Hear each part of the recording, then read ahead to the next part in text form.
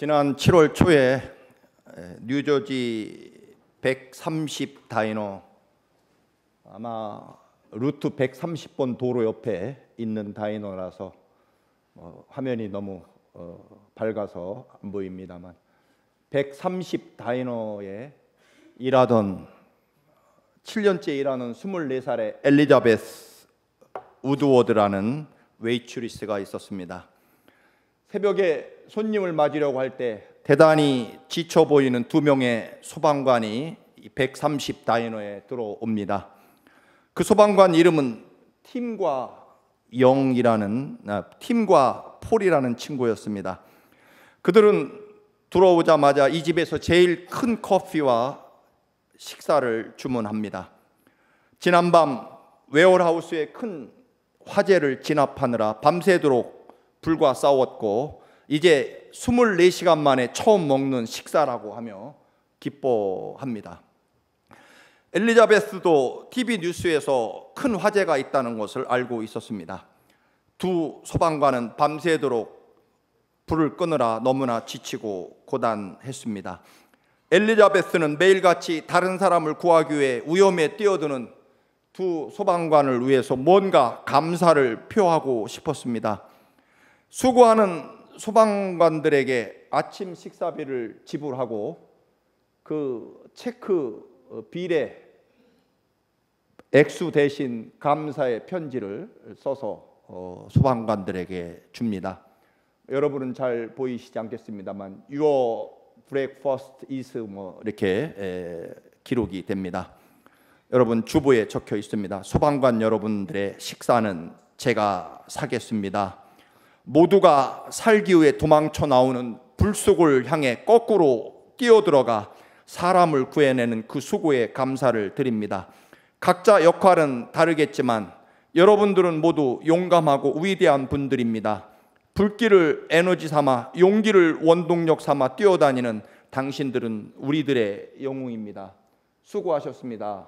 땡큐라고 그렇게 비례 편지를, 감사의 편지를 적어서 소방관 두 사람의 식사비를 웨이트리스인 엘리자베스가 지불합니다. 소방관들은 그 계산서에 적혀 있는 감사의 편지에 대해서 너무나 감동을 하고 또 감사합니다. 그래서 소방관들은 이 편지를 아래와 같이 사진을 찍어서 자신들의 페이스북이라는 SNS에 올리게 됩니다. 그리고 모든 소방관들은 130 다이너에 가서 식사를 해야 된다는 말도 잊지 않았습니다. 그런데 감동적인 이야기는 여기서 끝나지 않습니다. 소방관들은 알고 보니 밥값을 낸 그녀 역시 현재 도움을 필요로 하는 사람이라는 것을 알게 됩니다. 엘리자베스는 중풍에 걸린 아버지가 휠체어를 탄 채로 탑승할 수 있는 장애인 리프트가 있는 휠체어 리프트가 있는 밴을 구입해서 아버지 어머니의 결혼 기념일인 올 12월 31일 날 그 장애인 밴을 사서 아버지에게 선물하려고 하는 꿈을 가지고 온라인에 보면 고펀드미라는 그런 도움을 요청하는 그 사이트에 자기 아버지의 사연을 올려서 사람들의 도움을 요청합니다. 이것을 알게 된 두 명의 소방관들은 그 사연을 다시 자신들의 페이스북에 올렸고 도움을 청합니다. 엘리자베스의 사연에 감동한 사람들은 순식간에 3주일 만에 7만 달러가 모이게 됩니다. 원래 엘리자베스 이 웨이트리스는 17,000달러를 모금해서 중고 장애인 밴을 살려고 하는 꿈을 가지고 있었는데 그 4배인 7만 달러가 3주일 만에 모금이 됩니다. 그가 냈던 소방관을 위해서 냈던 밥값의 3,500배의 돈이 모아지게 됩니다. 나중에 인터넷에 그 엘리자베스가 수많은 방송에 인터뷰를 합니다. 이 세상은 이렇게 착하고 아름다운 마음을 가진 사람들이 얼마나 많은지 보여주는 것입니다. 좋은 사람들은 자신이 받은 사랑을 반드시 다른 사람에게 또 전하기 때문에 여러분, 세상은 그래도 여전히 아름답고 그리고 선한 일은 계속되는 것입니다라고 말합니다. 그 소방관의 그 웨이트리스라 생각을 합니다. 저는 이 글을 읽으면서 그런 생각을 사실 또 했습니다. 만약에 엘리자베스가, 어차피 소방관이라는 사람들은 월급 받고 불 끄러 다니는 거고, 그리고 소방관이라는 임무라는 것이 불 속에 있는 사람들 구해내라고 돈 주는 거 아니냐, 그리고 웨이트리스라는 사람은 원래 사람들이, 손님들이 서빙을 하고 팁을 주는 것으로 사는 사람들이니까, 만약에 엘리자베스가 오늘 새벽부터 온 저 소방관들이 나보다 형편이 좀 나은 사람들이 오늘 예를 들면 팁을 얼마나 줄까, 그런 생각을 했으면, 그리고 지금 나도 우리 아버지 장애인 리프트가 있는 자동차 밴을 사드리려면 빨리빨리 돈을 모아야 되는데 라는 생각을 가지고 내가 더 형편이 어렵다라는 마음을, 그런 자신의 현재 처지와 형편을 살폈다면 어떤 일이 일어났을까요? 아마 아무 일도 없이 그냥 끝났겠고, 아마 maybe 12월 30일까지 17,000달러의 모금을 완수하지 못했을지 모릅니다. 왜냐하면 그 사이트에 들어가 보니까 도움 달라는 사람이 수만 명이기 때문에 그렇습니다. 여러분, 이 이야기를 저도 들으면서 우리가 정말 나도 힘들고 지금 내 여건이 그렇지 못하고, 그리고 소방관들은 월급 받고 불 끄러 다니는 사람들이고 당연한 일이고, 나는 그들이 주는 수고 팁을 가지고 또 내 아버지 밴을 사드려야 되는 사람이고, 뭐 이런 식의 줄 거 주고 받을 거 받는, 주는 만큼 받는 그런 세상 계산적인 그런 방법으로, 그런 가치관으로 살았다면 이 엘리자베스에게는 아무런 일도 일어나지 않았을 것입니다. 결국 아무리 힘들어도, 아무리 어려워도 사랑과 감사를 지키는, 그리고 어떤 자리에 처해서도 예수 그리스도께서 내게 주신 십자가의 보혈의 그 피의 거룩한 사랑이 여러분들의 삶에서 끊임없이 나타날 수 있기를 축원합니다. 내가 아무리 힘들어도요, 내가 돕고 싶은 마음이 들고, 그리고 실제로 그 사랑을 실천할 수 있는 사람에게 하나님은 그런 사람에게 가만히 계실 수 없을 것입니다. 오늘 읽은 본문의 하갈이라는 여인은 원래 이집트 출신입니다. 그런데 아브라함의 부인인 사라의 몸종 하녀였습니다. 하갈은 주인 마님인 사라를 잘 섬겼습니다. 그런데 어느 날 주인 마님인 사라가 자기 남편 아브라함에게 가서 아들을 낳으라고 명령합니다. 사라는 이미 늙어서 아들을 낳을 수 없는 몸이 되었고, 이제 곧 몇 년 후면 아마 아브라함도 이제 벌써 나이가 85세가 넘었기 때문에 곧 아기를 낳을 수 없는 죽은 몸이 될 때가 다가오기 때문에 몸종인 하갈을 통해서라도 아이를 갖고 싶었던 것 같습니다. 결국 하녀 하갈이 아브라함의 아들을 낳게 되고 그 이름은 이스마엘입니다. 아브라함은 물론이고 사라도 하갈이 낳은 아이를 기뻐하고 사랑합니다. 그런데 문제는 14년 후에 사라가 하나님이 주신 능력으로 아들 이삭을 90세에 낳게 되죠. 이때부터 문제가 발생하기 시작합니다. 이제 이삭이 젖을 뗀, 유대인들은 보통 그 당시에는 3살, 4살에 젖을 뗐다고 합니다. 그 축하 잔치를 벌이는 그날, 이 이스마엘이 아마 이삭을 데리고 논다는 것이 아마 좀 사라의 눈에는 괴롭히는 것으로 본 것 같습니다. 그래서 자기 남편에게 당장 하갈과 아들 이스마엘을 이 집에서 내쫓으라고 요구를 합니다. 원래는 아마 그 집의 모든 축복을 이제 이삭이 받아야 되는데 14년 전에 먼저 태어난 이스마엘이 걸림돌이 되니까 아마 핑계를 잡아서 이스마엘과 하갈을 내쫓으려고 하는 핑계를 잡았던 것 같습니다. 아브라함은 물론 이스마엘을 사랑했고 똑같이 아들로 귀하게 여기고 사랑해 왔습니다. 그러나 이제 내가 낳은 내 아들 이삭의 자리를 위협하는 이스마엘은 더 이상 필요 없게 됩니다. 그래서 내쫓으라고 아브라함에게 요구하고, 오늘 성경 11절에 보면 아브라함은 이때부터 머리가 터질 만큼 괴로움에 빠지게 됩니다. 그러자 하나님께서 아브라함에게 12절에 말씀합니다. 사라가 원하는 대로 해 주어라. 이스마엘과 하갈을 집에서 내쫓으라고 하나님이 명령하십니다.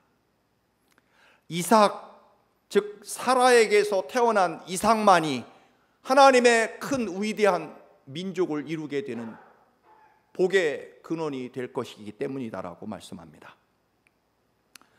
결국 네가 육체의 어떤 상황과 조건을 보고 인간적인 염려와 근심으로 불안감으로 낳은 아들 이스마엘을 내보내라는 것입니다. 내가 곧 아이를 낳을 수 없는 몸이 되면 하나님이 주신 약속, 큰 민족을 이루게 할 것이라는 약속을 어떻게 이룰 수 있을 것인가, 그런 불안감과 또는 어려움을 가지고 이제 몸종인 하갈에게서 낳은 아들은 내보내라는 것입니다. 여러분, 육체의 염려에 따라서 또는 세상 환경에 따라서 믿음이 아닌 불안감과 또는 염려로 얻은 세상적인 아들은, 육신적인 아들은 하나님의 약속 안에 들어가지 않는다는 것입니다. 하나님의 뜻을 이룰 수 없다는 것입니다. 아브라함도 사라도 몸종인 하갈도 이스마엘 그 자신도 이삭이 태어나기 전 13년 동안은 아주 행복하고 즐거웠습니다. 더 늦기 전에 그래도 몸종인 하갈에게서 아들을 얻은 것이 얼마나 잘했는지, 참 잘했다, 조금만 늦었으면 아들을 낳을 수 없는 몸이 됐을 텐데 그래도 우리가 현명하게 판단해서 몸종에게서라도 아들을 얻은 것이 얼마나 잘된 일이냐 스스로 대견해 하면서 서로 행복하게 이스마엘을 정말로 귀여워하며 사랑하면서 그렇게 행복하게 14년을 지내게 됩니다. 그러나 하나님의 약속과 축복은 아니었습니다. 여러분, 하나님은요 반드시 하나님이 주신 약속의 말씀대로 이루신다라고 하는 것입니다. 하나님은 하나님의 약속대로 일하십니다. 이스마엘은 인간적인 불안감과 염려로 만들어진 아들이기 때문에 결코 하나님의 약속이 아니었다라고 하는 것입니다. 결국 변함없이 반드시 하나님은 하나님의 약속의 말씀 그대로 이루신 하나님께서 약속대로 14년 후에 아브라함이 100세 때 사라의 몸에서 아들을 낳게 됩니다. 이때부터 하나님의 약속의 아들이 태어난 때부터 지난날 인간적인 불안과 염려와 근심 때문에 얻은 아들과 충돌이 일어나기 시작합니다. 그리고 인간적인 육신의 수단과 방법을 동원했던 모든 사람들이 서로 고통에 괴로움에 빠지기 시작합니다. 아브라함은 큰아들 이스마엘과 작은아들 이삭 사이에서 괴로워하고, 하갈은 자기가 낳은 아들이 주인 마님인 사라의 미움을 받으니까 괴롭고, 이삭은 이스마엘에게 괴롭힘을 당하니 괴롭고, 이스마엘은 또 주인 마님의 괴로움, 멸시와 구박을 받으니 괴롭고, 결국 모든 사람들이 고통스럽고 불안해합니다. 여러분, 하나님의 축복을 유업으로 받을 수 있는 것은 오직 하나님의 약속을 믿는 믿음뿐이다라고 하는 것입니다. 하나님의 축복의 약속이 아닌 우리가 인간적으로 불안하고 초조해서 염려와 근심으로 이루어진 것들은 하나님의 약속과 은혜가 이루어지는 그날 충돌이 일어나게 돼 있다라고 하는 것입니다. 하나님의 말씀에 인간의 생각이 개입될 때 잠시 인간적인 염려와 불안 때문에 인간적인 수단과 잔꾀를 부린 것, 잠시 잘 된 것 같지만 고통과 아픔이 더 크게 초래될 것이다라고 하는 것입니다. 왜냐하면 하나님의 약속은 반드시 이루어질 것이기 때문에 그렇습니다. 성경을 자세히 보면 인간의 생각과 방법과 불안 때문에, 근심 때문에, 두려움 때문에 이스마엘을 얻었습니다. 그리고 이스마엘이 태어난 다음 아들 이삭이, 하나님이 허락하시는 이삭이 태어날 그때까지 14년 동안, 그리고 약속이 주어질 그 1년 전을 빼면 13년 동안 아브라함과 사라와 그리고 하갈과 이스마엘은 굉장히 행복했기 때문에 더 이상 하나님이 필요 없었다. 그래서요, 이스마엘이 태어날 때부터, 태어난 순간부터 이삭이 태어날 때까지 13년 동안은요, 아브라함의 그 일대기에서 하나님과 아브라함의 관계는 전혀 나오지 않습니다. 즉 아브라함이 하나님 없이도 낳은 이스마엘 때문에 충분히 행복했기 때문에 하나님은, 하나님의 약속은 없어도 되기 때문에, 왜냐하면 이스마엘이 있기 때문에, 이스마엘이 똑똑하게 잘 크고 있기 때문에 귀엽고 행복하고, 그리고 내가 현명하게 미리 몸종에게서 비록 낳은 아들이지만 내가 미리 잘 행동을 해서 이렇게 귀한 아들을 주셨으니까 이제 더 이상 하나님의 약속은 필요 없기 때문에 그 기간 동안 하나님과 아브라함의 관계는 성경에 아무런 기록도 나오지 않는다. 그렇게 분석하는 분들이 계십니다.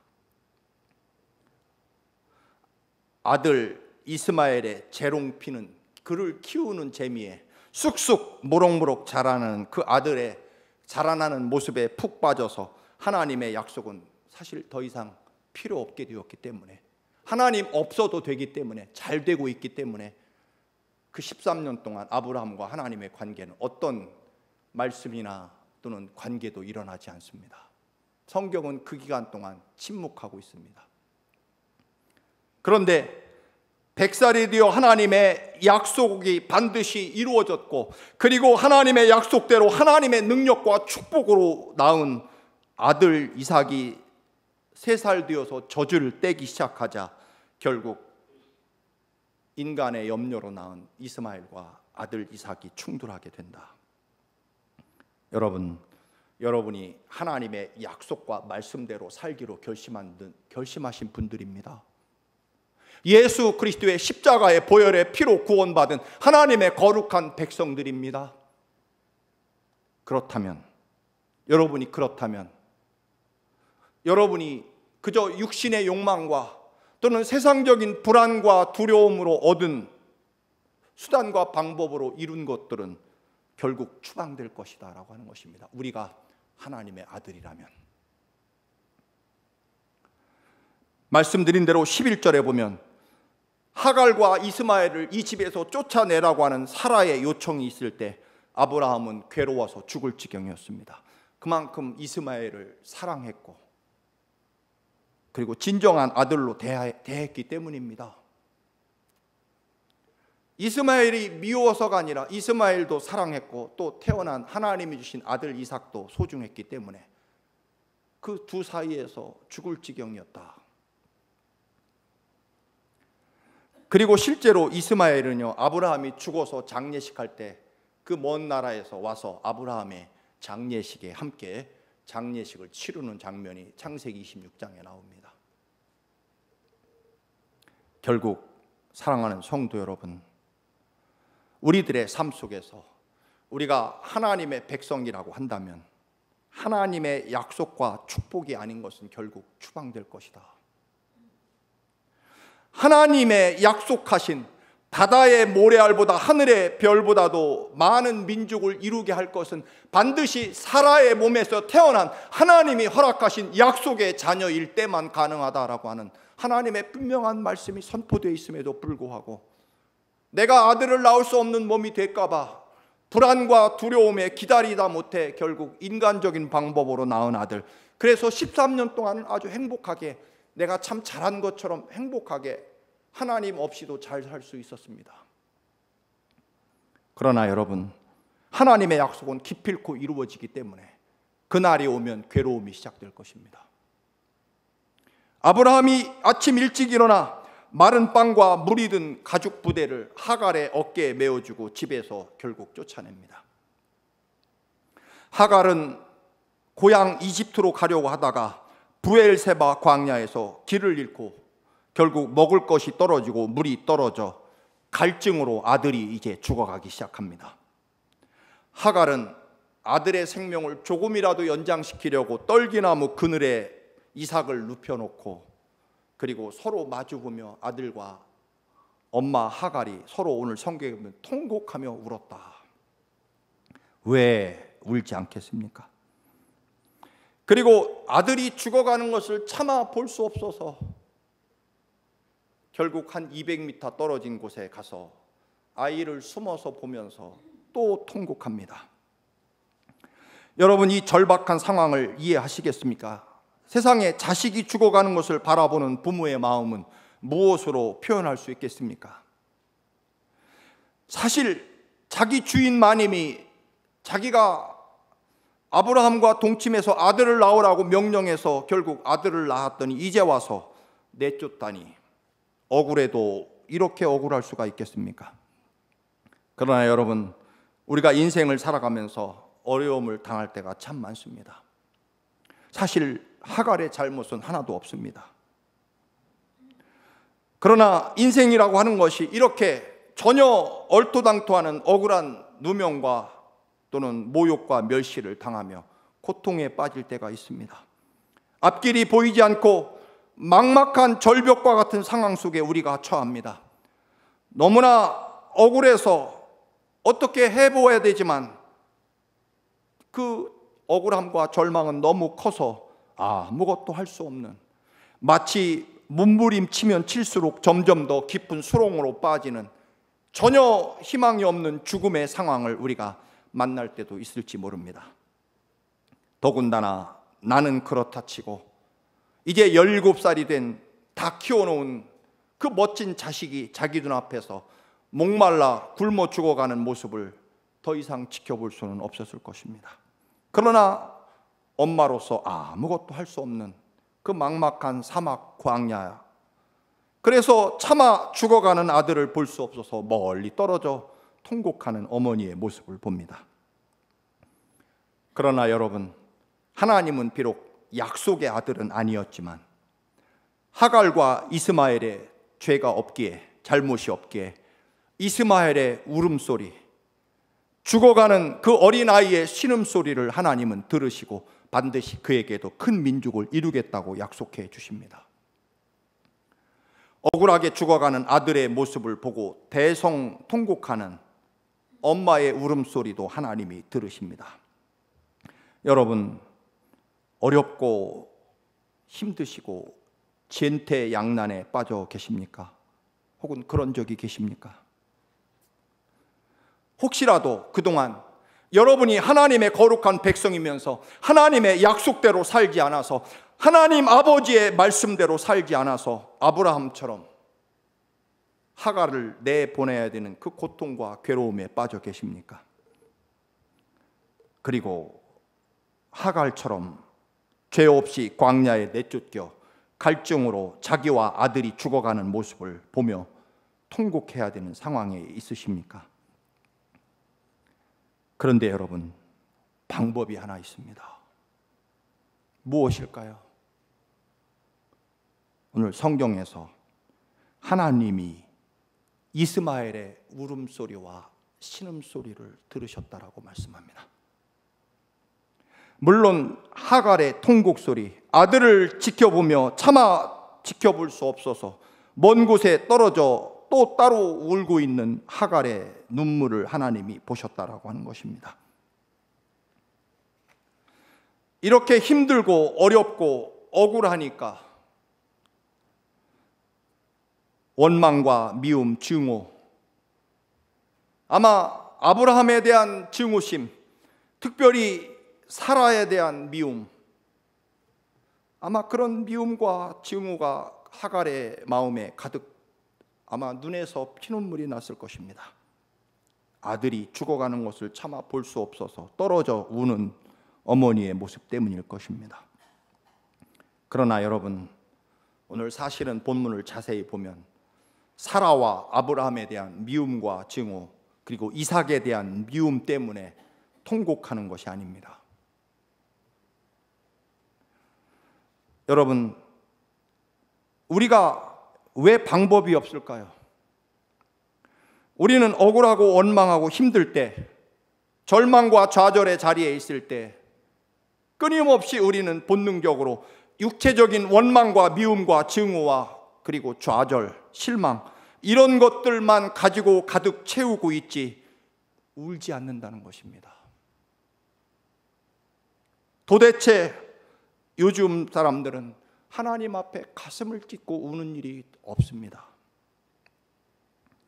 사람들에게 살려달라고 무릎을 꿇을 일이 아니라 오늘 본문에 있는 이스마엘의 신음소리와 울음소리, 그리고 마주보며 울고 있는 하갈의 울음소리를, 눈물을 하나님이 보셨다라고 되어 있습니다. 우리가 울어야 하나님이 그 우는 소리를 듣지 않으시겠습니까? 우리가 고통스럽고 아플 때 그 신음소리를 내야 하나님이 들으실 것입니다. 하나님께서 이스라엘 왕 히스기야에게 너는 이제 병들어 반드시 죽을 것이다 라고 하나님이 심판을 선포하십니다. 히스기야 왕은 억울합니다라고 그렇게 하나님 앞에 항의한 것이 아니라 즉시 그는 성전에 나가 하나님 앞에 대성통곡하며 웁니다.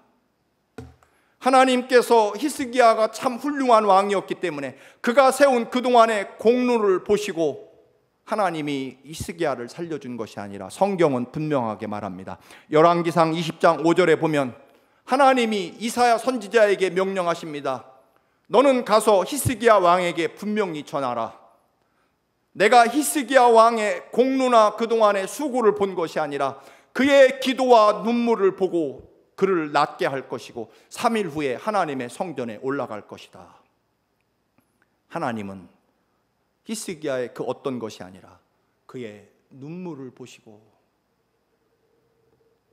그를 다시 생명을 연장시켜 주게 되었다는 것입니다.